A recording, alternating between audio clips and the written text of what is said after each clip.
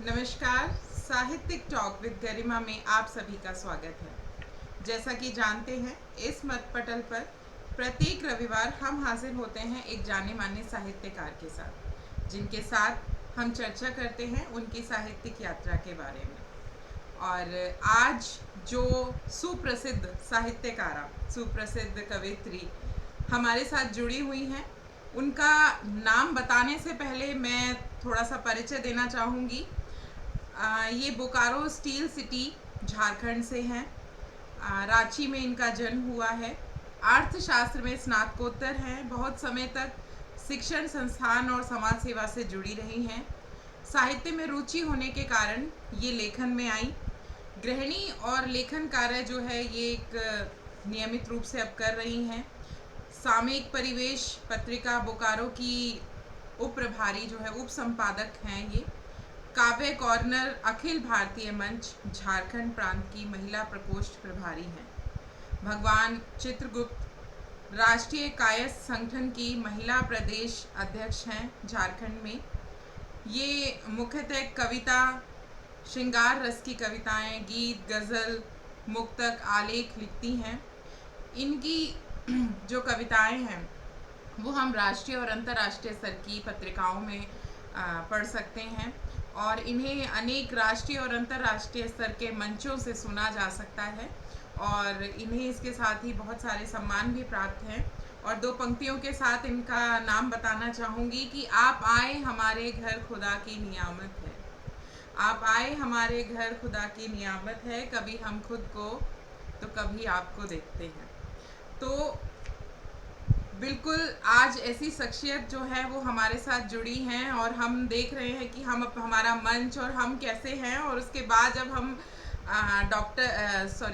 कवित्री करुणा कलिका जी जो है उनको देखते हैं तो हमें विश्वास ही नहीं होता कि आज जो है ये इतनी सुप्रसिद्ध कवित्री जो है वो हमारे साथ जुड़ी हुई हैं। आपका हमारे पटल पर बहुत बहुत स्वागत है।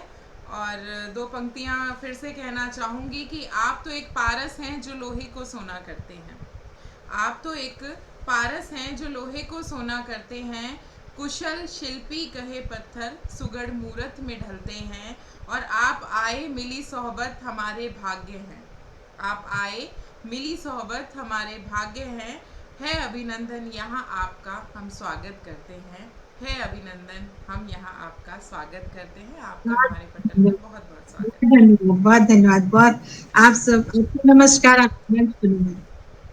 जी, तो आज जो है अब हम इस साहित्यिक यात्रा की जो चर्चा है वो शुरू करते हैं। और सबसे पहला प्रश्न जो है जो कि मैं हर एक लेखक, कवित्री, कवि जो भी हमारे साथ विद्वान जो भी जुड़ते हैं उनसे पूछती हूँ कि आपकी ये जो साहित्यिक यात्रा है इसकी शुरुआत किस प्रकार से हुई? मैं बहुत छोटी थी, जी 8 साल की थी। जी मैंने अपनी पहली रचना लिखी थी। जी बहुत मतलब पता नहीं था, कुछ पंक्तियां अपने आप दिमाग के अंदर ऐसा लगा जैसे कौंध गई और मैंने उसको लिख दिया। उस दिन मेरी हम लोग 4 बहन हैं, तो मेरे से जस्ट बड़ी वाली मैं सबसे छोटी हूँ, चौथी हूँ। जी तीसरी वाली दीदी का बर्थडे था, जन्मदिन था और मैंने उसके लिए ही लिखा था, उसको ही वो पंक्तियां लिख करके दी थी। जी हालाँकि मुझे बहुत नहीं पता था कि मैंने जो लिखा है वो क्या लिखा है। जी उसके बाद से मुझे क्या हुआ पता नहीं, बट हमेशा ही कुछ ना कुछ लिखती रही, 2-2 पंक्तियाँ, 4-4 पंक्तियाँ। जी और कोई दीवार ऐसा खाली नहीं रहता था, जहाँ पर कि 2-2 पंक्तियाँ मेरी लिखी हुई नहीं रहती थी। जी तो ऐसे ही कुछ-कुछ लिखना शुरू हुआ, लिखते-लिखते बहुत बचपन से थोड़ा-सा लगाव तो रहा है।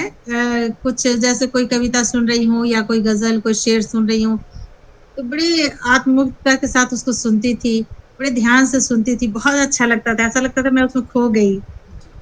तो बस ऐसे ही चलता रहा। तो पहली जो रचना है जो आपने लिखी, उम्र क्या रही होगी उस समय आपकी? 8 साल। 8 साल। जी। और पहली रचना जो प्रकाशित हुई? पहली रचना मेरी प्रकाशित हुई थी, वो तो ख़ैर अभी कुछ दिन पहले प्रकाशित हुई थी। कुछ दिन पहले 2019 जी जो प्रकाशित हुई, मतलब एक समय आया गरिमा जी की लिखना-उखना बिल्कुल छूट गया। जी छोड़ दिया, मतलब शादी के बाद बिल्कुल खत्म। फिर 2017 16-17 के बाद से फिर से लिखना शुरू किया। जी। तो धीरे-धीरे करके फिर प्रकाशित होने लगा। तो पहली जो रचना मेरी प्रकाशित हुई थी वो मैंने अपनी बिटिया को समर्पित किया था। जी। तो वही लड़कियों के लिए ही लिखा था, जी। तो वो प्रकाशित हुई थी। बहुत खूबसूरत, बहुत अच्छी बात है ये। और आपने अपनी प्यारी बेटी को जो है अपनी कुछ रचनाएँ समर्पित मैं की। लड़कियों के लिए बहुत लिखती हूँ गरिमा जी, बहुत उनकी तकलीफ को बहुत शिद्दत से महसूस करती हूँ। महिलाओं की तकलीफ को बहुत महसूस करती हूँ। बहुत छोटी थी जब इंटरमीडिएट में थी, तो उस वक़्त सोशल वर्क करती थी कॉलेज की तरफ से। तो छोटी-छोटी बस्तियों में जाती थी। ईश्वर की कृपा से ठीक-ठाक घर से हूँ, तो हम लोगों ने बहुत ज़्यादा गरीबी या बहुत ज़्यादा तकलीफ को बहुत करीब से नहीं देखा। जी। जब मैं उस बस्ती में गई, जी। बहुत छोटी थी, मैं बहुत छोटी उम्र में पढ़ाई की हूँ। जी। 10 साल की थी तो 10th कर गई थी। जी। तो मुश्किल से हाँ, 11-12 साल की थी तो मुझे लगता है कि मैं सोशल वर्क के थ्रू जब उस छोटी-सी बस्ती में गई और मैंने देखा कि वहाँ एकदम छोटी-छोटी लड़कियाँ, 12 साल की लड़की, 13 साल की लड़की, जी। गर्भवती है, कोई मर गई तो उसकी एक छोटी बच्ची है, उसकी कहानियाँ लोग बता रहे हैं। मैं बता नहीं सकती हूँ, मुझे लगा मेरी दुनिया के अंदर भी इतनी सारी दुनिया है जिससे हम लोग अनजान हैं। शायद उसका बहुत असर भी पड़ा मेरे ऊपर और मैं महिलाओं के लिए, लड़कियों के लिए, आस-पास के माहौल को देख के बहुत कुछ मैं लिखती रहती हूँ। वो बिल्कुल। कहीं न बहुत कहीं बहुत गहरे तक मन में छाप छोड़े हुए हैं। मुझे लगता है कि समाज के प्रति जो संवेदनशीलता है, वही एक व्यक्ति को कवि बनाती है। और बिल्कुल। आप इतना संवेदनशील हृदय रखती हैं, तो बिल्कुल आपकी रचनाओं में वो सब उसकी झलक देखने को मिलती है। तो बिल्कुल अब हम चाहेंगे हमारे दर्शकों को आपकी मधुर आवाज़ में एक प्यारी सी आपकी लिखी हुई कोई कविता या गीत, गज़ल जो भी आप सुनाना चाहें वो सुनने को मिले। एक एक गज़ल पढ़ती हूँ। जी। मैं प्रेम लिखती हूँ, श्रृंगार लिखती जी। हूँ। श्रृंगार। मूलतः श्रृंगार की ही रसराज। कवि जी। हाँ, श्रृंगार की ही कवित्री हूँ और पता नहीं मुझे लगता है कि प्रेम के बगैर तो कुछ भी नहीं है संसार में। प्रेम तो हर एक रिश्ते में होना चाहिए। अब आप अपने आप को मुझे ही ले लीजिए, समय बिल्कुल। नहीं था 2 महीना 3 महीना से हम लोग रोज़ कह रहे हैं आज होगा, नहीं हो पा रहा। तो बस ऐसे ही है कि मुझे लगता है प्रेम के बगैर कुछ भी नहीं है। एक गज़ल सुनाती हूँ आपको, पढ़ती हूँ। बिल्कुल श्रृंगारमयी है और मेरे दिल के बहुत करीब भी है। जी। प्यार है तो इस प्यारी सी रवानी दे दे। प्यार है तो इस प्यारी सी रवानी दे दे। मेरे महबूब मुझे कुछ तो निशानी दे दे। वाह, बहुत खूब। मेरे महबूब मुझे कुछ तो निशानी दे दे। वक्त ना ठहरा रहा है किसी के खाते में। वक्त ना ठहरा रहा है किसी के खाते में।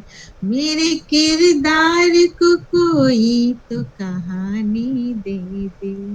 मेरे महबूब मुझे कुछ तो निशानी दे दे। आईना रोज बदल देता है रुख सारों को। आईना रोज बदल देता है रुख सारों को। आँख में ठहरा रहे अक्सर पानी दे दे।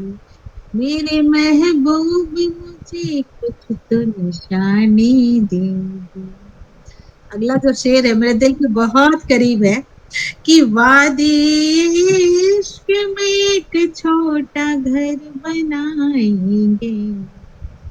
वादे इश्क में एक छोटा घर बनाएंगे। लिख कर ना सही तू वादा जुबानी दे दे। वाह, बहुत मेरे खूब। महबूब मुझे कुछ तो निशानी दे। अंतिम शेर है, मक्ते का शेर है कि अब गम छाने लगा है कली जज्बातों पर अब रे गम छाने लगा है, कली जज्बातों पर बन के तू चैन मुझे चैन रूहानी दे दे, वाह, मेरी महबूब मुझे कुछ तो निशानी दे।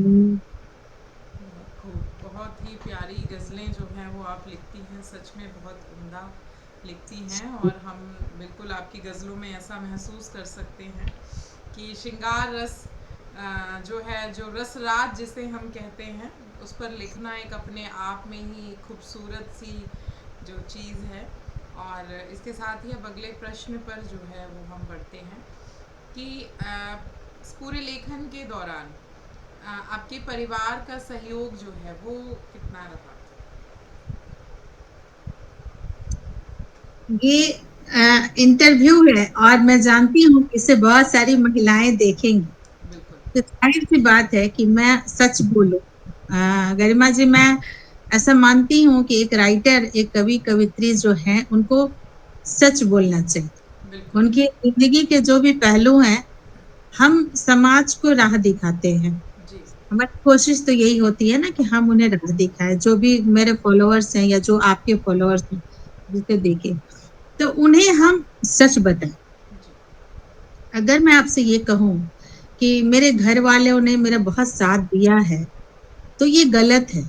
मेरे घर वालों ने मेरा बिल्कुल साथ नहीं दिया है गरिमा जी, ये एक सच्चाई है।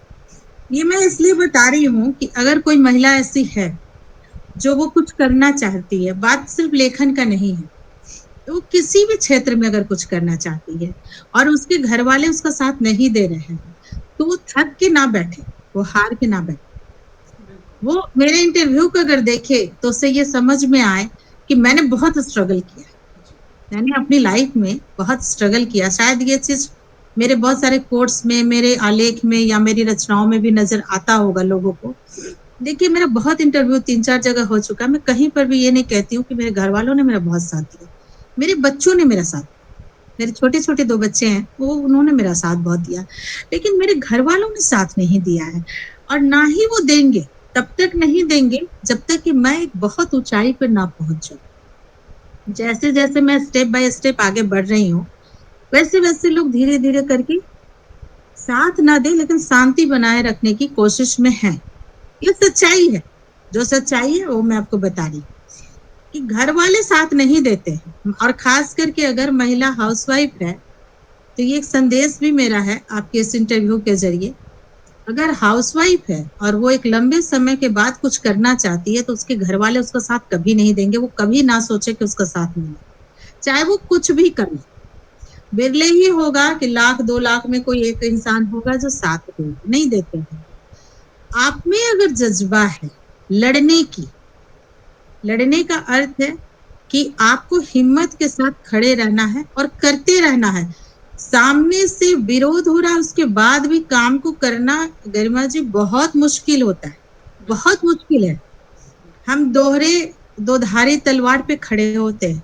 जी। हमें अपने घर को भी सँभालना है और इतने अच्छे तरीके से सँभालना है कि कहीं पर कोई शिकायत की गुंजाइश ना रहे। जी। और फिर अपने काम को भी करना है। आज के समय में बाहर जाइए तो इतना कॉम्पिटिशन है कि उस कॉम्पिटिशन में आप उलझ के रह जाएँगे। तो हम बाहर से लड़ने से ज़्यादा तो घर के अंदर महिलाएँ लड़ती हैं।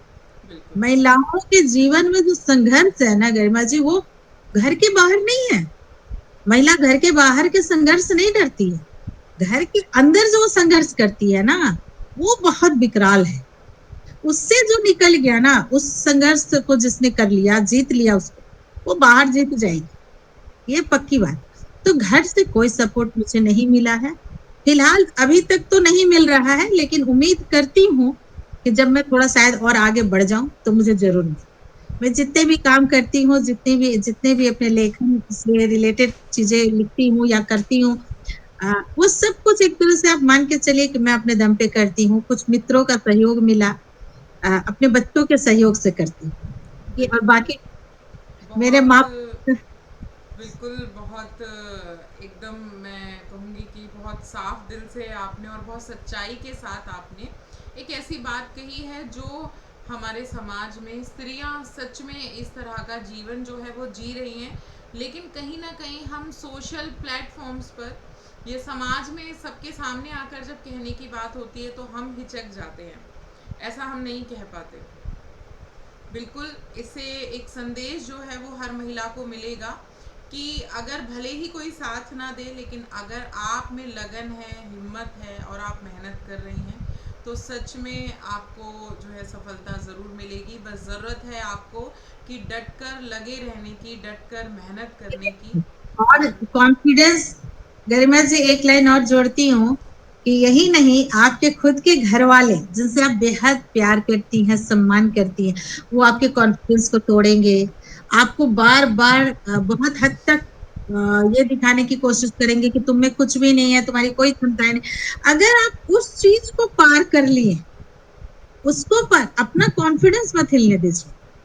और हमेशा अपने आप को, हर महिला को मैं एक बात, एक संदेश देती हूँ आपके इस इंटरव्यू के जरिए, कि आप जब भी आईना के सामने खड़े हो ना, तो ये जरूर कहें कि पूरे घर वालों के जो पैर है मेरे कांधे पे है। गरिमा जी, हम जो महिलाएं हैं ना, खास करके जो गृहिणियां हैं, हमारे घर के, हमारे बच्चे, हमारे पति, हमारे सास ससुर जितने, उनके पैर हमारे कंधे पे होता है, तब वो ऊंचाई पे होते हैं। बिल्कुल हम अगर जाए ना, तो सारे के सारे लोग नीचे आ जाएंगे। बिल्कुल तो बिल्कुल जो इतने लोगों को संभाल सकती है, वो अपने लिए भी कुछ कर सकती है, संभाल। मुझे देखिए, मैं इसकी जीती जागती उदाहरण हूँ। मैंने बहुत स्ट्रगल किया, आज भी कर रही हूँ, और ये मैं आपके प्लेटफॉर्म से भी बोल रही हूँ कि मैं आज भी स्ट्रगल कर रही हूँ, और मुझे पता है अगले 5 साल तक मैं स्ट्रगल करूंगी। 5 साल के बाद सारे वो लोग मेरे साथ खड़े नजर आएंगे, मुझे शाबाशी देते नजर आएंगे जो आज मेरे विरोध में है। और यही होता है, ये सच्चाई। तो महिलाएं थके ना, हारे ना। अगर आप कुछ करना चाहती हैं तो जरूर कीजिए, और हिम्मत के साथ कीजिए। बहुत बहुत अच्छी बात, और बिल्कुल आपने बिल्कुल सच बातें जो कही हैं। और स्त्रियों को कॉन्फिडेंस रखने की बहुत ज़रूरत है। जब वो पूरी हाँ, पूरी जो दुनिया है एक धुरी जो कि स्त्री है उस पर घूम रही है, अब आधी आबादी जो है वो स्त्रियां हैं, तो फिर कहीं ना कहीं हम क्यों कमज़ोर पड़ जाती हैं, हमें क्यों सहारों की ज़रूरत पड़ती है। हम हिम्मत रखें तो हम ज़रूर हम कुछ ना कुछ कर सकते कमजोर, हैं। हम कमजोर और मजबूत दोनों सिर्फ एक चीज से है। हमारे अंदर ईश्वर ने इतनी ममता भर के भेजी है, हर महिला के अंदर संवेदना इतनी है। और अगर वो ना हो ना, गरिमा जी, तो इस सृष्टि खत्म हो जाए। बिल्कुल एक लड़की जो जीरो फिगर पे अपने फिगर को मेंटेन करके रखती है, प्रेग्नेंट होते के साथ सर से लेकर कर पैर तक उसको हजार प्रॉब्लम्स होते हैं ना। बिल्कुल वो, उसको पता होता है शरीर खराब हो जाएगा, फिर भी वो बच्चे को जन्म देती। बिल्कुल ये सिर्फ एक अंदर एक ममता है, जिसके कारण हम ये करते हैं। और वही संवेदना को ढाल जब बना करके हमें प्रताड़ित किया जाता है। महिलाएं आज भी, गरिमा जी, बहुत प्रताड़ित है। बहुत अच्छे अच्छे घरों की महिलाओं की बात कर रही हूँ। मैंने इस पर आलेख लिखा हुआ और सर्वे करके लिखा हुआ है। बहुत अच्छे अच्छे घरों की महिलाओं से बात करके लिखा। मैंने देखा है कि वो कितनी कष्ट में है, वो लोग मानसिक रूप से वो प्रताड़ित है। बिल्कुल। वो, वो भी तो प्रताड़ना है। मुझे लग रहा है एसी के कमरों में जो है वो ज़्यादा प्रताड़ित होती हैं। बिल्कुल बिल्कुल, 100%। तो महिलाओं की जो प्रताड़ना है वो तो कहीं पर भी रुकेगी नहीं। बिल्कुल और बिल्कुल अगर रोकना हम चाहते हैं तो कहीं ना कहीं हमें ही मजबूत जो है वो बनकर आगे आना पड़ेगा, और स्त्री को ही दूसरी स्त्री का साथ देना होगा। इसके बिना मुझे नहीं लगता कि अगर हम स्त्रियां एकजुट नहीं होंगी तो कहीं ना कहीं जो है हमारी प्रताड़नाएं जो हैं वो ऐसे ही जारी रहेंगी। और हम सबको जो है एक दूसरे का सहारा बनना होगा, संबल बनना होगा, तभी हम जो है ये जो प्रताड़ना है इस पर रोक लगा सकते हैं। तो बिल्कुल। जैसा कि अभी आपने बताया कि कोई फैमिली सपोर्ट नहीं था, आपने बहुत हिम्मत करके ये जो है आगे अपना जो लेखन है ये आगे बढ़ाया, तो पारिवारिक जिम्मेदारियां भी रहीं, बच्चे भी रहे, तो इस सब के बीच आपने लेखन कार्य जो है वो मैनेज किस तरह से किया? आप कैसे लिखने का समय कैसे आपने निकाला? अपने घर को अगर मैं छोड़ दूं, मेरे मेरी लाइफ में मेरे घर और मेरे बच्चे, जी जिस मेरी ड्यूटी जो भी है कि खाना बनाना है, उन्हें देखना है, उनकी स्टडी देखनी है, इसके अलावा अगर आप माइनस कर दीजिए ना गरिमा जी, तो और कुछ नहीं बचता है लेखन को छोड़ के। मेरे से पूछिएगा कि टीवी सीरियल कौन सा भी ट्रेंडिंग है तो मुझे नहीं पता। हाँ, मेरी लाइफ में किटी पार्टियां नहीं है, मेरी लाइफ में फ्रेंड सर्किल बहुत कम है, किसी के आना जाना बहुत कम है। मेरा पूरा का पूरा समय लेखन कार्य को जाता है, पूरा। और रात भर में बैठ के लिख लूं, लिखने लगूंगी तो रात रात भर लिख जाऊंगी। दिन में हर वक्त मेरे आसपास ऐसा लगता है कि अक्षर जो है वो नाच रहा है, और मैं कुछ ना कुछ लिखती रहती हूँ। मैं रोटी बनाते बनाते गाना लिख जाती हूँ, ऐसे घूमते फिरते गजल लिख जाती हूँ। मैं वॉक भी कर रही हूँ तो मैं छंद लिख जाऊंगी। तो मेरे लाइफ में और कुछ नहीं है। मेरी लाइफ जो है वो सिर्फ बच्चों की देखभाल, और वो मतलब एक होता है ना, जैसे महिलाएं सो ली, थोड़ी देर दोपहर है तो सो गई, टीवी देख लिया, पड़ोसन से गप्पे मार लिया, मैगजीन पढ़ लिया, या फिर सीरियल बैठ के देख रही हैं। ये सब कुछ तो है ही नहीं। मतलब मैं कुछ दिन पहले गरिमा जी टीवी खोलना भूल गई थी। मैं मुझे याद ही नहीं था टीवी कैसे ऑन करूं। फिर बेटा को बुला के बोली, बेटा टीवी देखने ऑन कर दो। खूब अभी तक हंसता है, मम्मी तुमको टीवी देखना भूल गई हो, तुम ऑन करना भूल गए। बोले किया ही नहीं कितने दिनों से। तो समय तो 24 घंटा ही है ना, जैसे सबके पास है मेरे पास भी है। तो अगर आप उसमें कुछ एक्स्ट्रा करना चाहते हैं, अच्छा इसके साथ ना एक और भी बात है कि अगर आप बहुत लंबे समय तक कुछ और नहीं किए हैं, कुछ नया कर रहे हैं, तो आपके घर वालों की नजरें आपके ऊपर होती हैं कि आप कहीं घर के काम को इग्नोर करके तो नहीं कर रहे हैं। तो घर बिल्कुल। के काम को ज्यादा एफर्ट डालना पड़ता है फिर। आप घर के काम को ज्यादा बेहतर तरीके से हमको करना पड़ता है, ताकि उस वहां से शिकायत ना आए कि हाँ आपने इस काम को इग्नोर कर दिया। तो बहुत स्ट्रगल है हाउसवाइफ की लाइफ जो है। वो तो सोच लीजिए कि मुझे लगता है कि पूरे पूरे संसार में अगर किसी का सबसे मुश्किल लाइफ होता है ना, तो वो एक हाउसवाइफ का है, जी। जिसके पास की किसी भी चीज के लिए एक्सक्यूजेस नहीं है। बिल्कुल। आप बीमार नहीं हो सकती हैं, आपके पास छुट्टियां नहीं है, आप पैसे भी खर्च करोगे तो आपको बहुत सोच समझ के खर्च करने, परमिशन लेके खर्च करने।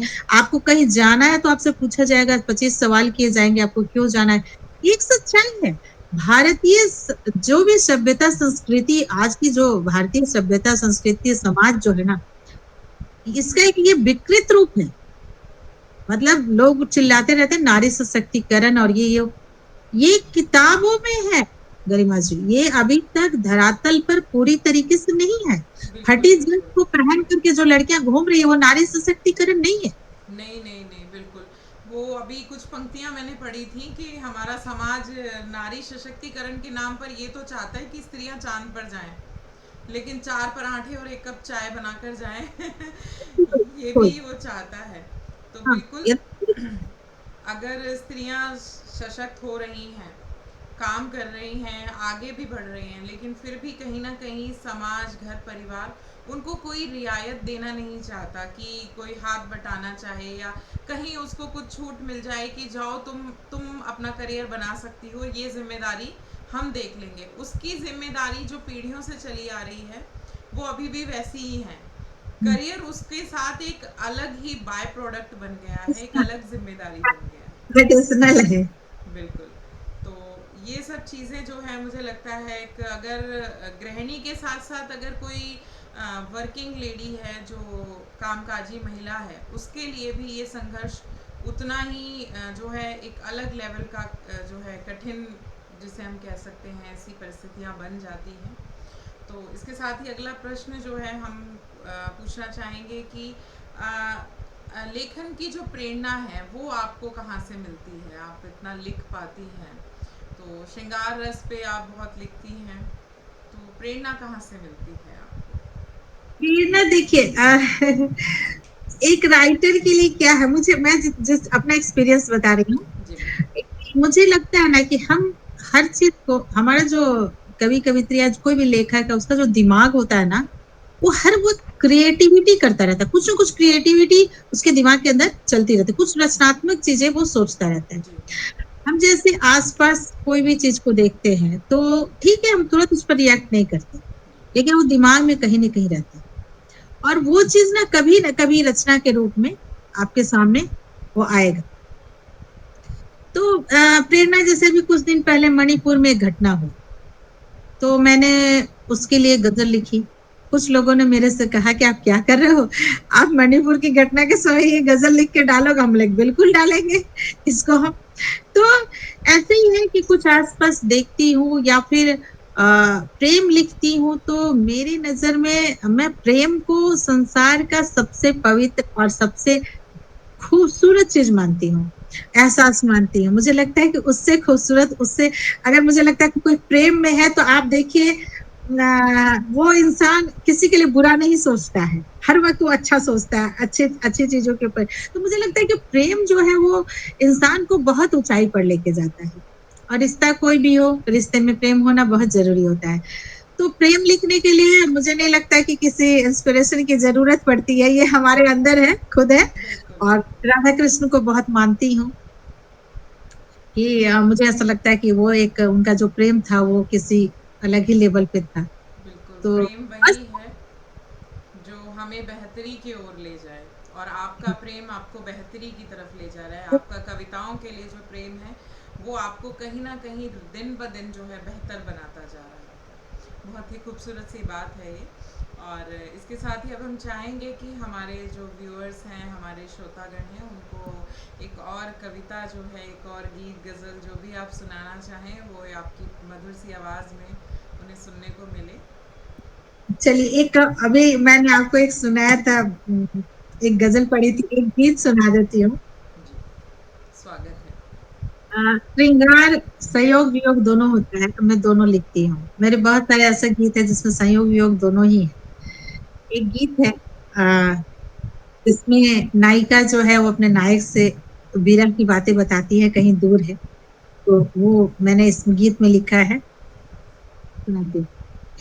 कितनी रातें काटी हमने ये तुम्हारी याद में, कितनी रातें काटी हमने भी तुम्हारी याद में, छल के आंखों से आंसू जब मन पहुंचा साथ में, कितनी रातें काटी हम।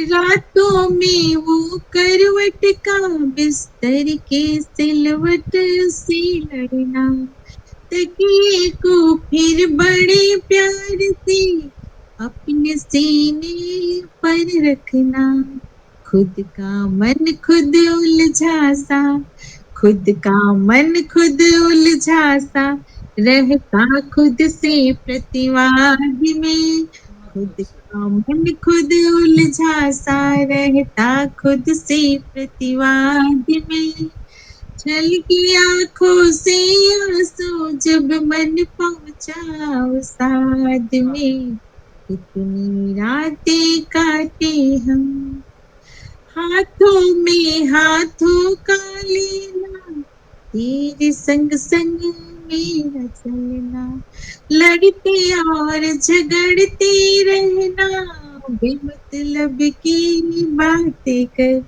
आप अभी भी पूछ रही थी प्रेम, प्रेम यही है, बेमतलब की बातें होती है। जब आप 2 घंटा अपने प्रेमी से बात कर लीजिए, अपने पत्नी से बात कर लीजिए जिससे आप प्रेम करते हैं, बाद में सोचिए मैंने क्या बात किया, तो उसका कोई मतलब नहीं होता, लेकिन बातें हो रही है। यही मैंने लिखा है, हाथों में हाथों का लेना, तेरे संग संग मेरा चलना, लड़ते और झगड़ते रहना, बेमतलब की बातें करना, बड़े अलग से हो मेरे, बड़े अलग से हो मेरे, दोस्तों की तादाद में, बड़े अलग से हो मेरे, दोस्तों की तादाद में, चलती आँखों से आंसू जब मन पहुँचा साथ में, कितनी बातें करते हैं दिल को, ख्वाब सजी आँखों में मेरी, ख्वाबों में तेरा रहना, अनजाने खुशियों के सपने, तेरा खेलना तेरा डरना,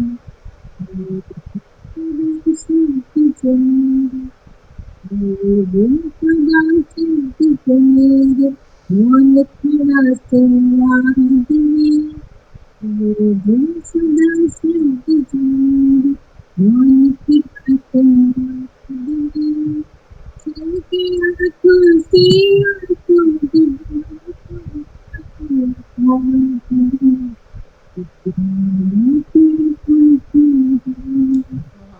बहुत बहुत ही खूबसूरत सच में। बहुत ही प्यारी कविता जो है गीत आपने गाया है, बहुत सुंदर आप लिखती हैं। और इसके साथ ही हम अगले प्रश्न की ओर बढ़ते हैं कि लेखन के साथ साथ आप और क्या क्या करना जो है वो आपको पसंद है। पहले मुझे पेंटिंग वगैरह बहुत अच्छी लगती है। तो हम पहले करते थे खुद को आपकी उसको आवाज़ ना थोड़ी क्लियर नहीं आ रही है मैम, एक बार थोड़ा सा। हमारी हाँ, थोड़ा इको हो रहा तो पहले करती थी पेंटिंग वगैरह थोड़ा बहुत करती थी, लेकिन अब तो बिल्कुल वो सब छूट गया है। वो सब तो समय नहीं मिलता है कि सब कुछ किया जाए। तो बस अपना लेखन कार्य है, वो होता है कुछ सीखने सिखाने कार्य करते हैं। कुछ लोग हैं जो कभी कभी कुछ वीडियोज को या फिर कुछ पूछना कुछ सीखना, लेकिन मैं कुछ सीखना चाहती हूँ किसी से। तो बस एक तरह से लेखन के प्रति समर्पित कर सकते हो आपको, मैं उसके प्रति तो कुकिंग अच्छा करती हूँ, बच्चे को बहुत पसंद है मेरे हाथ का खाना, तो वो मैं कोशिश करती हूँ कि मैं अच्छी चीजें खिलाऊं। बस इसके अलावा कुछ भी नहीं। हाँ, सोशल वर्क में है कि एक समय था कि मैंने सोशल मीडिया पर भी बहुत काम किया था, खास करके कोरोना के समय। उसके बाद जैसे लोग जो जैसे लड़के लड़कियां जो बाहर थे अपने पेरेंट्स, जिनके हाथ के पास नहीं थे, बाहर जॉब करते थे या जो खेती कर रहे थे और थक गए थे, नहीं थे वापस नहीं आ पा रहे थे, उनको कोरोना हो गया था, वो लोग बहुत डिप्रेशन में थे। और अच्छी बात ये रही गरिमा जी की पता नहीं, मुझे नहीं पता, ईश्वर की कृपा कहिए कि वो लोग शायद मेरे फ्रेंड लिखते थे या फिर मेरे फॉलोअर्स थे, लेकिन वो मुझे कभी मैसेज अगर कर दिए तो मैंने उनकी बहुत ध्यान से की और बहुत सारी चीजें उन्हें बताती थी। और बिल्कुल मतलब मैं एक तरह से उसको आप ये कह सकते हैं ना कि फर्क मान लो चाहे जो ड्यूटी मान लो, मैं स्पेशली समय निकालती थी और उनसे मैं बातें करती थी। किसी को कॉल पे मैं उसका नंबर जल्दी नहीं देती हूँ, फिर भी अगर ऐसे कोई रहे तो मैंने उनको नंबर दिया, मैं उससे बातें की। और दिन में जब ऐसा लगता था कि मैं एक ड्यूटी कर रही हूँ, तो मुझे 10-10, 20-20 मिनट भी बातें करनी है मुझको, लेकिन करनी है। और उन्हें बताना कि आपको क्या, बहुत सारे ऐसे लोग थे जिनको जिनकी कुछ कुछ हॉबी थी लेकिन वो कर नहीं रहे थे, तो मैं उनको बहुत बोली कि आप तो सीखना चाहते हैं इसलिए कुछ ड्राइंग करना चाहते हैं, वो सीखे, कुछ घर की कुछ चीजें रहती हैं क्राफ्ट के ऊपर आप बनाना चाहते हो बनाओ, कुछ करो और वो चीज आप करो और हम लोगों को भेजो। तो ये सारे काम मैंने किए थे। उसके बाद भी बहुत सारे ऐसे लोग हैं जो किसी प्रॉब्लम को लेकर के आ रहे, तो शायद एक मेरे माइंड के अंदर रहता है कि सोसाइटी में बहुत सारे ऐसे लोग हैं जो मानसिक रूप से बहुत परेशान हैं। सोशल मीडिया पर बहुत सारे ऐसे लोग हैं, क्योंकि सोशल मीडिया कहने के लिए, लेकिन हम तो आम इंसान ही वहाँ पर भी ना। हाँ, कुछ लोग बुरे हैं लेकिन सभी बुरे नहीं हैं। तो कुछ लोग बहुत परेशान रहते हैं। एक समय था कि मैंने बहुत काउंसलिंग बहुत सारे लोगों को की। मेरे भाई जी बहुत सारे लोगों ने कहा आप काउंसलिंग सेंटर खोल दो, वो नहीं करेंगे। यही सोचा है मेरा, कुल मिलाकर के मेरा लेखन कार्य करने में है। फिलहाल इतने करिए अपने आप को सीमित रखेंगे। जी, बहुत ही अच्छी बात है ये। और आगे जो है मैं अगला प्रश्न जो है पूछना चाहूँगी, लेकिन उससे पहले जो है एक बार आपकी जो वॉइस है वो बीच बीच में थोड़ा सा जो है मिस हो रही है, कभी कभी बीच में मिस हो रही है, बहुत स्लो हो गई है। पहले बिल्कुल नॉर्मल आ रही थी लेकिन अब थोड़ा स्लो हो गई है वॉइस में। अच्छा, पता नहीं मेरे फोन में तो मैंने कुछ किया नहीं। अब ठीक आ रही है, लेकिन बीच में ना ऐसे हो जाती है, बहुत स्लो हो जाती है आपकी वॉइस ना, आवाज़ नहीं आती आपकी। और थोड़ा सा ना मैंने डायरी यहाँ रखा था, तो थोड़ा सा लगता है वो पीछे की थी ना, इसके कारण हो रहा होगा। हाँ, ये हो सकता है। हाँ तो अगला जो प्रश्न है वो आपकी रचनाओं से संबंधित है कि आपकी जो रचनाएं हैं, जैसे आपने बताया श्रृंगार रस पर लिखती हैं, तो और जी। किन किन विषयों पर आधारित होती हैं आपकी रचनाएं। खास करके महिलाओं पे, जी। राधा कृष्ण को बहुत लिखती हूँ, छंद वगैरह मैंने बहुत लिखा है उनके ऊपर। तो वो मुख्य रूप से प्रेम को लिखती हूँ, तो संयोग वियोग है, थोड़ा बहुत एक आध रचना ऐसी लिखी है जो देशभक्ति के लिए लिखा है, जवानों पे लिखा है, कुछ गजलें लिखी है, उनके ऊपर गीत लिखे हैं। कोशिश करती हूँ कि जो भी मेरे सामने आए, मैं कुछ सोच के नहीं लिखती हूँ कि मुझे जो चीज दिमाग में आ गया कि हाँ ये चीज है। तो जैसे मैंने एक गीत लिखा था। मुझे कहीं से एक पिक्चर मिला था कि एक छोटी सी बच्ची है, एक लालटेन ली हुई है, पीछे से बैक से उसका फोटो था और सूरज जो है वो डूब रहा है। इसे देख करके, और मुझे लगता 5 मिनट्स लगे होंगे, मुझे 5 मिनट से ज्यादा नहीं लगा, मैंने एक गीत लिख लिया। अब मैं सोचती हूँ तो मुझे लगता है कि अगर मैं सोच के लिखूं तो शायद मैं नहीं लिख सकती। उसको देख के मुझे ऐसा लगा कि एक बच्ची है, उसे ये लग रहा है कि सूरज डूब रहा है, तो अंदर उसके निराशा जरूर है, लेकिन फिर भी उसके अंदर है कि उसके हाथ में लालटेन है। सूरज अगर तुम डूब भी रहे हो तो डूब जाओ, मैं इसकी रोशनी में रहूंगी। ये एक आशा है। तो कोशिश करती हूँ कि कुछ आशावादी चीजें लिखूं कि उससे थोड़ा सा, मेरी हमेशा ही कोशिश रही है गरिमा जी कि लोग जब मेरी रचना को पढ़े, या तो उन्हें कुछ अच्छा संदेश मिले, बिल्कुल। ना मिले तो उनके चेहरे पर एक स्माइल आ जाए। ये भी ना हो तो वो जिससे प्रेम करते हैं कम से कम वो उनको याद आ जाए, तो उनके अंदर एक खुशी हो। आज का समय ऐसा है कि सब लोग अवसाद में जी रहे हैं। बिल्कुल। आधा से बिल्कुल। ज्यादा लोगों से आप बात कीजिए तो पता चलेगा लोग डिप्रेशन में ही ज्यादा है। बिल्कुल। तो तो कोशिश रहती है कि इस तरह की रचनाएं लिखी जाए कि लोगों के चेहरे पर थोड़ी स्माइल आ जाए। बस और क्या, इतना इतना हो जाए तो समझिए कि लेखन आपका कंप्लीट है, पूर्ण हो बिल्कुल, गया। बिल्कुल। और एक बात जो है वो कही जाती है कि लेखन केवल ये नहीं है कि मन की जो भावनाएं हैं उनकी अभिव्यक्ति है, बल्कि हम्म, ये जो है एक सामाजिक सरोकार है, सामाजिक जिम्मेदारी है कि आप जब लिखते हैं तो समाज का जो है ध्यान रखते हुए, लोगों का ध्यान रखते हुए कि एक सकारात्मक संदेश जो है उन तक ज़रूर पहुँचे, लोगों में बिल्कुल जो है एक बहुत ही अच्छी सी कोई बात जो है जो उन्हें समझ में आए, उनको अपने साथ ले जाने के लिए कुछ ना कुछ उन्हें ज़रूर मिले, ऐसा हमें ज़रूर लिखना चाहिए। और अगला जो प्रश्न है वो इसी तरह की जो साहित्य जो है उससे संबंधित है कि जैसा कि आज के समय में हम देख रहे हैं साहित्य जो है उसका स्वरूप बदल गया है।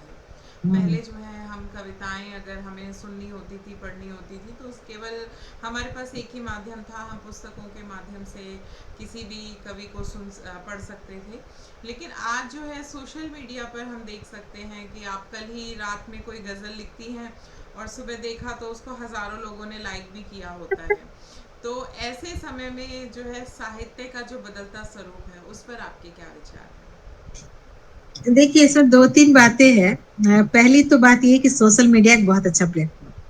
सबसे पहली बात तो यही है कि लोग कहते हैं, बहुत सारे लोग आप सुनते ही होंगे या पढ़ती होंगी, आप खुद ही सोशल मीडिया पे हैं, कि रहते भी 24 घंटा सोशल मीडिया पे हैं, पोसते भी सोशल मीडिया को ही है। बिल्कुल। देखिए सोशल मीडिया ना हो तो मैं आप कैसे मिलेंगे? आज हज़ारों लाखों लोग अगर मुझे जानते हैं या आपको जान रहे हैं तो सोशल मीडिया के थ्रू ही जानते हैं। सोशल मीडिया एक बहुत बड़ा प्लेटफ़ॉर्म है। अब बात ये है कि उस सोशल मीडिया को आप कैसे यूज़ कर, जी।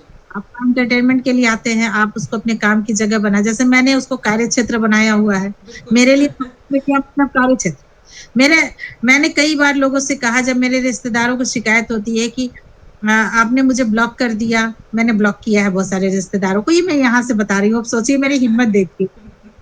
मेरे पास समय नहीं होता है गरिमा जी कि मैं आलतू-फालतू सवालों का जवाब दूँ। कहाँ समय है बताइए?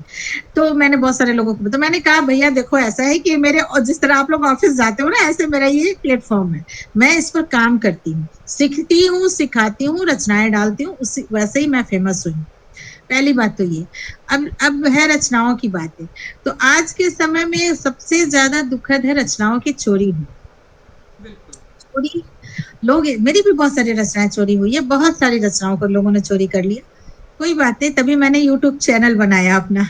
निखरते अल्फाज के नाम से मेरा यूट्यूब चैनल है, इसी नाम से निखरते अल्फाज के नाम से पेज बनाया, ताकि वहां डालूं, और अपनी कोशिश रहती है कि रचनाओं को अपने वॉल पे डालने से पहले मैं प्रकाशित करवा दूं किसी न किसी न्यूज़पेपर से। तो चोरी बहुत लोग कर रहे हैं। बहुत लोग ऐसे हैं जो 2 पंक्तियाँ आपकी उठा लेंगे, 2 पंक्तियाँ मेरी ले लेंगे, 2 पंक्तियाँ उसकी उठा लेंगे, 2, और उनकी तो एक रचना फेर कंप्लीट बदल, हो गई। हाँ बिल्कुल बिल्कुल, थोड़ा फेर बदल करके वो जो है। और उसके बाद वो कहेंगे कि मुझे बहुत अच्छा लगा तो इसलिए मैंने ये ले लिया। तो ठीक है आप ले लो ना, लेकिन मेरे नाम के साथ डाल दो, है ना? हाँ, मेरे बिल्कुल। नाम के साथ पोस्ट करो। तो ये भी एक बात है कि लोग जो है जो जो भी लोग चोरी करते हैं, या जो लोग देखते हैं कि ये इंसान चोरी कर रहा है, जैसे मेरी कुछ रचनाएं किसी ने चोरी की तो मुझे आकर के एक दो कवित्रियों ने ही बताया कि देखिए दीदी आपकी ये रचना इन्होंने चोरी कर ली। तो फिर मैं पहले तो नहीं बोलती थी, लेकिन अब तो मैं पूरा स्क्रीनशॉट डाल करके दिखाती हूँ कि भैया देखो अब नहीं चलेगा ये सब चीज, पहले जो हो गया हो गया। तो रचनाओं के स्वरूप बदल रहे हैं ये तो नहीं है, बहुत सारे रचनाकार आ रहे हैं, अच्छी रचनाएं भी हैं।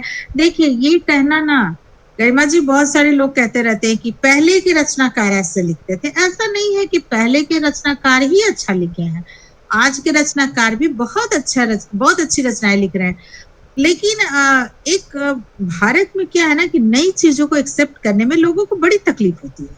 ये आपने भी महसूस किया होगा कि जो पुराने लोग हैं वो कभी एक्सेप्ट करना ही नहीं चाहते हैं नए रचनाकार को। जी, बिल्कुल। वो वो अपना वर्चस्व बना के रखना चाहते हैं।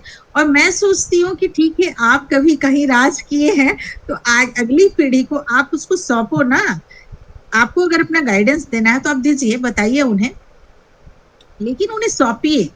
तो बहुत सारी ऐसी चीजें हैं जो आज के समय में एज ए रचनाकार मुझे भी दिखती है कि यहाँ पे कमियां हैं, लेकिन ठीक है, फिर भी करना है, काम करना है। अगर हम हैं इस लाइन में तो हमें तो करना ही है, इस क्षेत्र में है तो करना है, बिल्कुल, हौसले के साथ करना है। बिल्कुल। हंसते रहिए, मुस्कुराते रहिए, संघर्ष अपने आप संघर्षों को पार कर जाएंगे, कोई बहुत मुश्किल नहीं है। बिल्कुल, बहुत ही प्यारी बात है कि हँसते मुस्कुराते हुए मुझे लगता है कि जो सफ़र है वो थोड़ा और सरलता से कट जाएगा।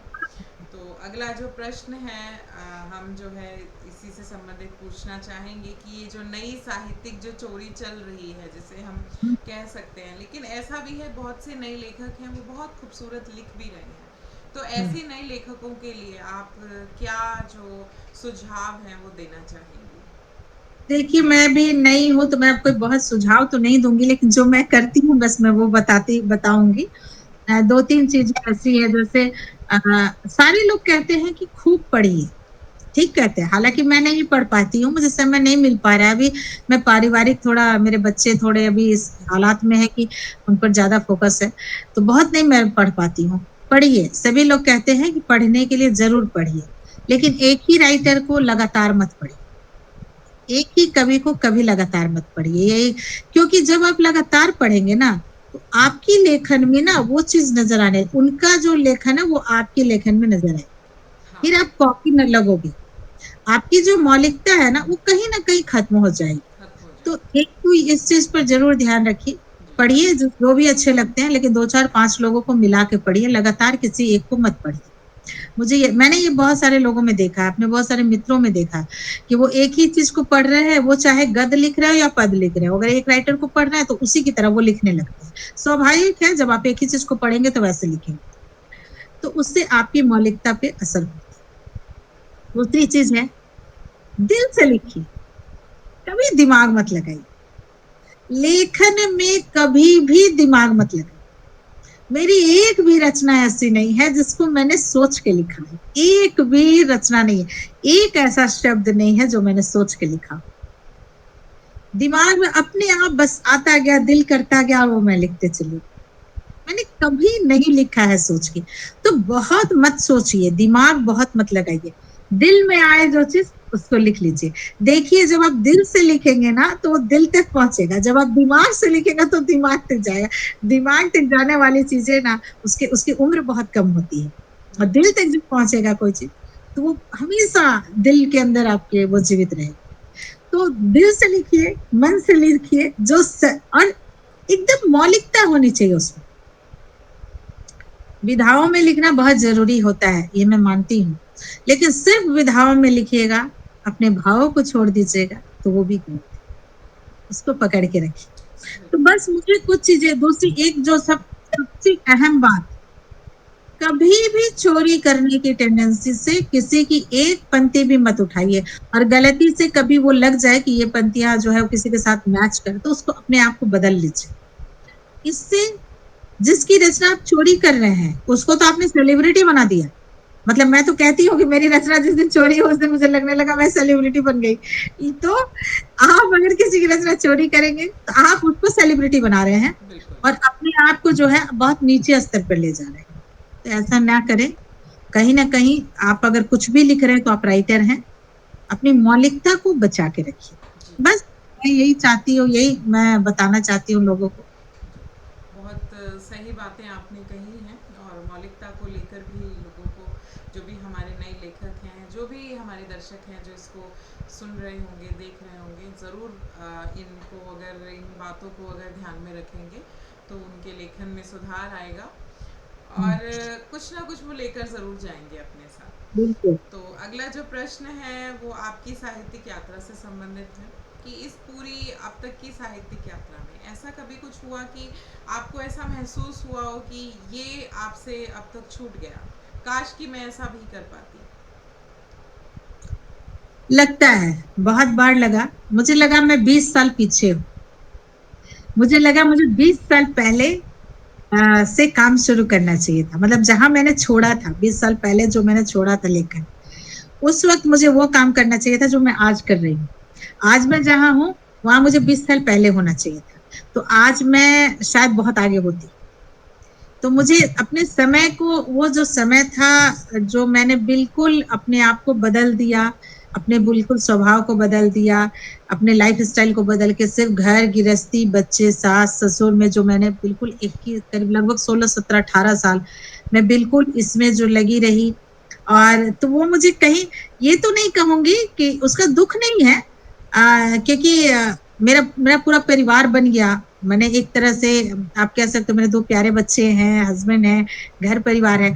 तो गृहस्थी को बसाना भी बहुत जरूरी होता है।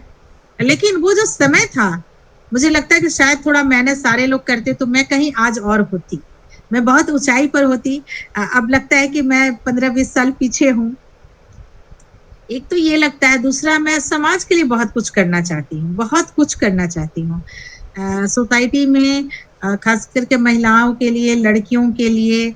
एक समय मेरा सपना था कि मैं शादी वादी नहीं करना चाहती। मुझे ऐसा लगता था कि मैं पढ़ूं, मैं लेक्चरर बनूं, मैं बहुत आगे तक जाऊं, मैं लड़कियों के लिए यूनिवर्सिटी बनाऊं, जहां एक आध बैच फ्री पढ़ाई हो लड़कियों का। मतलब बहुत कुछ एक ख्वाहिश था कि लड़कियों के लिए बहुत कुछ करूं, क्योंकि मैं दिल से मानती हूँ इस बात को कि आज भी लड़कियां प्रताड़ित है, कल भी थी और आगे भी रहेंगी। अभी कुछ समय तक भारत में तो रहेंगी, श्योर रहेंगी।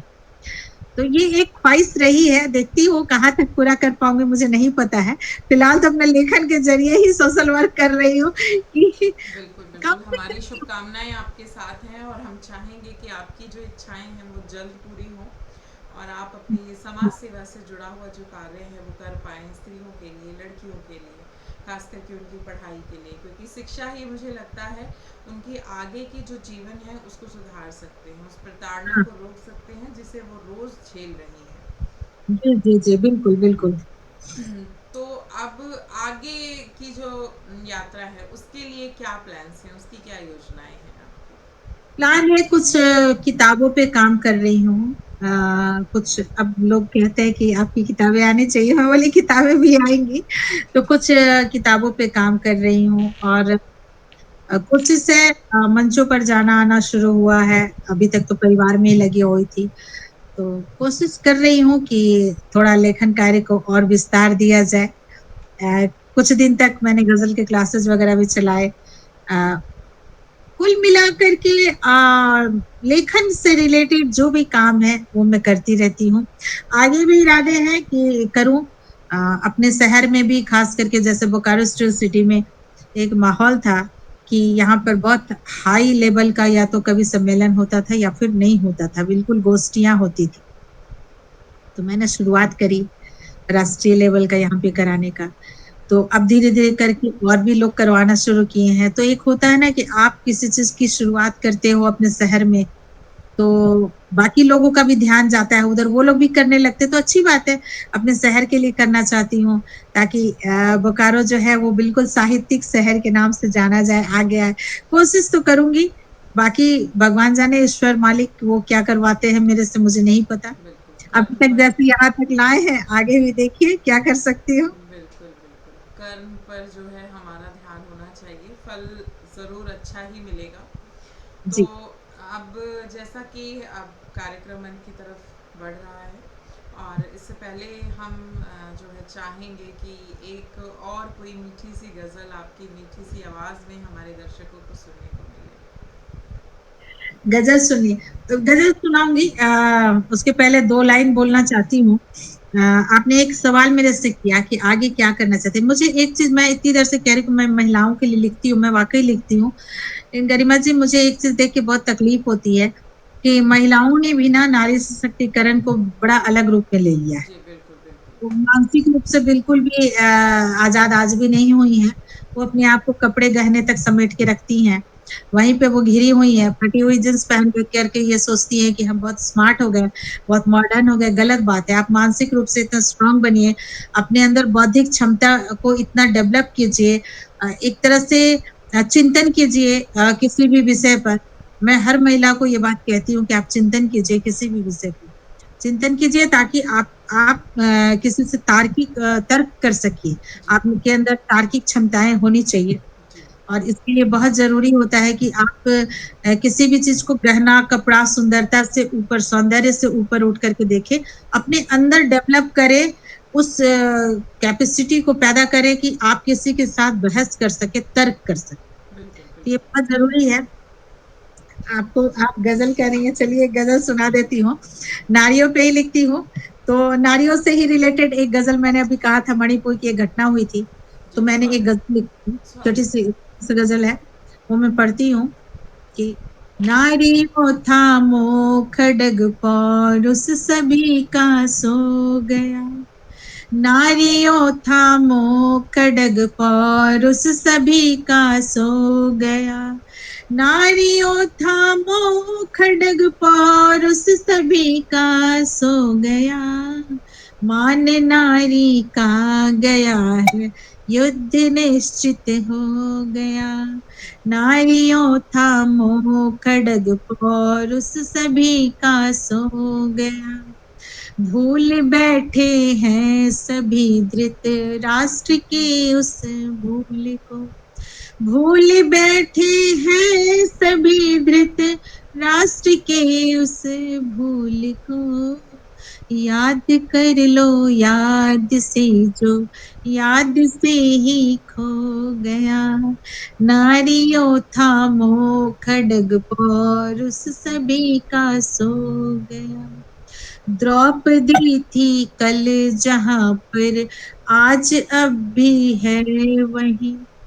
द्रौपदी थी कल जहाँ पर आज अब भी है वही। द्रौपदी थी कल जहाँ पर आज अब भी है वही। हो गया है नाश उसका चीर हरने जो गया। नारियों थामो खड्ग पौरुष सभी का सो गया। है नहीं आँखों में पानी शर्म की एक बूंद भी। है नहीं आँखों में पानी शर्म की एक बूंद भी। सोच कर यह बात मेरा मन बिलख कर रो दिया। नारियों थामो खड्ग पौरुष सभी का सो गया। और शाख टूटी आश टूटी अस्मिता भी लूट ली। शाख टूटी आश टूटी अस्मिता भी लूट ली। शाख टूटी आश टूटी अस्मिता भी लूट ली। फिर कली के पाँव में एक खार को भी बो गया। नारियों थामो खड्ग पौरुष सभी का सो गया। बिल्कुल, बहुत ये गज़ल खूबसूरत, मैंने बहुत लिखी अच्छी, थी बहुत ही जब खूबसूरत गज़ल आपने इस घटना पर जो है, जो कि सच में एक स्त्री की अस्मिता पर जो हमला था, उस पर एक बहुत सुंदर खूबसूरत उसके दर्द को जो है दिखाती हुई, दर्शाती हुई, कि हमारा समाज किस ओर जा रहा है। बहुत ही सारगर्भित जो रचना है वो आपने लिखी है। और क्योंकि हमारा जो कार्यक्रम है अब अंत की तरफ जा रहा है और हम चाहेंगे कि हमारे जो दर्शक हैं, हमारे जो श्रोतागण इस समय हमें सुन रहे हैं, उनके लिए 2 शब्द आप कहें। उनके लिए बस इतना कहूँगी कि एक छंद सुनाती हूँ उनके लिए। हम गरिमा जी, हम लोग हमेशा ये कहते रहते हैं ना कि हमारा सनातन खतरे में है, हमारी लड़कियाँ जो है वो गलत कर रही हैं। अच्छा, इस सारी चीज़ों के जो सूत्रधार है ना, वो हम ही हैं, मतलब अभिभावक ही हैं। हमने क्या कर रखा है समाज में, मैं इस चीज़ को अपने छंद के माध्यम से लोगों को बताना चाहती हूँ। देखिए, मैं अपने आप को नास्तिक कहती हूँ। मैं आपके इस इंटरव्यू में बता रही हूँ। लेकिन मैं नास्तिक इसलिए हूँ कि मैं आडंबर को नहीं मानती हूँ। मैं ईश्वर को मानती हूँ। मैं प्रकृति को ईश्वर मानती हूँ, अपने मन के अंदर मानती हूँ कि ईश्वर है। और इसी को लेकर के मैं कहती हूँ कि आज के समाज में क्यों कुरीतियां फैल गई हैं, हमने क्या किया है। ये 2 छंद पढ़ती हूँ, आपके सभी दर्शकों को समर्पित करती हूँ स्वागत है। कि राम राम छूट गया, राम राम छूट गया, राधे श्याम छूट गया, हाय हेलो करते हैं कैसे बेड़ा पार हो। और धोती कुर्ता गमछा का बिना रिवाज रहा, धोती कुर्ता गमछा का बिना रिवाज रहा, पगड़ी मुरठा पर हैट का ही वार हो। और वेद की ऋचाएं सारी जाने कहाँ गुम गई, वेद की ऋचाएं सारी जाने कहाँ गुम गई, खुद के वजूद का ना भी कोई सार हो। और तिलक लगाते थे तो रोली और अक्षत का, टैटू ने जो कर दिया सब जार जार हो, टैटू ने जो कर दिया सब जार बहुत खूब, जार बहुत हो। खूब, बहुत खूब। लड़कियां लिविंग रिलेशनशिप में रहती हैं, गरिमा जी मेट्रोपोल में बिल्कुल, चले गई है बिल्कुल। और तर्क देती हैं राधा कृष्ण को। अंतिम एक छंद पढ़ती हूँ सारे श्रोताओं के लिए, सारी महिलाओं के लिए जो जुड़ेंगी इससे या जुड़ी हुई हैं, उनके लिए कि प्रेम परिभाषा को जो गढ़ गई राधा रानी, याद बस रास राह त्याग बिसरा दिए।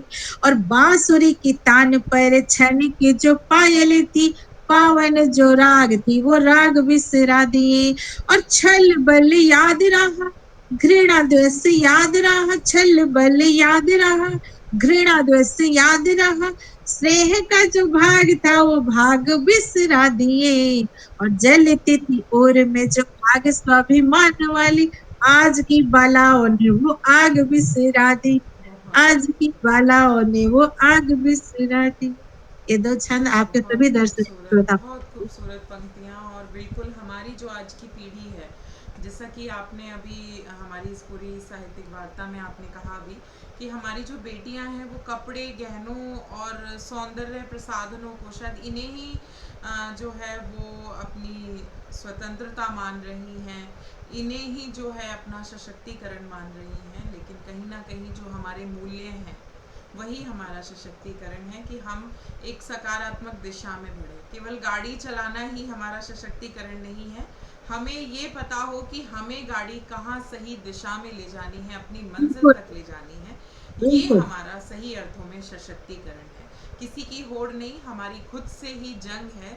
और हर स्त्री के लिए बेहतरी जो है वो बहुत ज़रूरी है। और हम जैसा कहते हैं कि अभी सशक्तिकरण के नाम पर हमने पुरुष से जो लड़ाई हमने छेड़ दी है, तो उस लड़ाई को जो है अगर हम कहीं ना कहीं देखें कि अपनी शक्तियों का जागरण जो है उस तरफ हम ले जाएं, हम स्वयं से लड़ें। सबसे पहले हम खुद की बुराइयों से लड़ें, हम बजाय हम दूसरे जेंडर से या बजाय हम दूसरी किसी स्त्री से लड़ने के, हम पहले स्वयं से लड़ें, पहले अपने गुणों पर ध्यान दें। तो वही सही अर्थों में सशक्तिकरण है। और स्वच्छंदता और स्वतंत्रता दोनों में जो है अंतर हमें पता हो, यही हमारा सशक्तिकरण है। और कहीं ना कहीं जैसा कि आपने कहा भी कि हमारी जो प्रताड़ना है, स्त्रियां जो हैं, और ये नहीं है कि सिर्फ छोटे गली मोहल्लों में या अनपढ़ स्त्रियां ही प्रताड़ित हो रही हैं। पढ़ी लिखी स्त्रियां बड़े बड़े घरों में, एसी वाले कमरों में, नर्म बिस्तरों पर, सब जगह प्रताड़ित हो रही हैं। तो उसके लिए कहीं ना कहीं हम स्त्रियों को ही मिलकर आगे बढ़ना होगा, एक दूसरे का सहारा बनना होगा, एक दूसरे को आगे बढ़ाना होगा, बजाय हम कि स्त्रियां ही एक दूसरे की टांग खींचती हैं, चाहे वो सास बहू ननद देवरानी जिठानी किसी के भी रूप में हो, एक दूसरे का सहारा बने। तो ये सब जो जिन हम बीमारियों को, जिन प्रताड़नाओं को हम रोकना चाह रहे हैं वो ज़रूर रुकेंगी। और अब करुणा कालिका जी के लिए दो पंक्तियां कहना चाहूँगी। आपको देखकर जो है ये बिल्कुल आप पर फिट बैठती हैं कि अगर चलना हो साथ तो अपना हाथ बढ़ा दीजिए, अगर चलना हो साथ तो अपना हाथ बढ़ा दीजिए, हो अगर मन में प्रेम तो फिर मुस्कुरा दीजिए। क्या बात है। और है आज हमारा क्या पता कल हो ना हो, है हम्म, आज हमारा क्या पता कल हो ना हो, कोई गीत हो मन में तो फिर गुनगुना दीजिए, कोई गीत हाँ, हो मन में फिर गुनगुना दीजिए। क्या बात है। तो बहुत, आज आज मुझे भी आप बहुत अच्छा जी लगा आपके साथ इतने लंबे समय के बाद हाँ ना होते होते हो ही गया। जी जी जी बिल्कुल, क्योंकि आप इतनी व्यस्त रहती हैं और आज हमें जो है अपना कीमती समय आपने हमें दिया, इतने अरे व्यस्त समय में से हमारे लिए थोड़ा सा समय निकाला, इसके लिए हम हमारे मंच की तरफ से बहुत बहुत आभारी हैं। आज हमें बहुत अच्छा लगा आप हमारे साथ जुड़ी, और हमें आशा है हमारे जो दर्शक हैं, हमारी जो नई पीढ़ी है, जो भी हमारे व्यूअर्स हैं ये प्रोग्राम देख रहे हैं, वो ज़रूर अपने साथ कुछ ना कुछ ज़रूर ले जाएंगे। और अगर किसी एक व्यक्ति के मन में भी हमारे जो विचार हैं वो कहीं ना कहीं घर कर जाते हैं, तो बिल्कुल बिल्कुल। ये छोटा सा प्रयास जो है वो सफल हो जाएगा।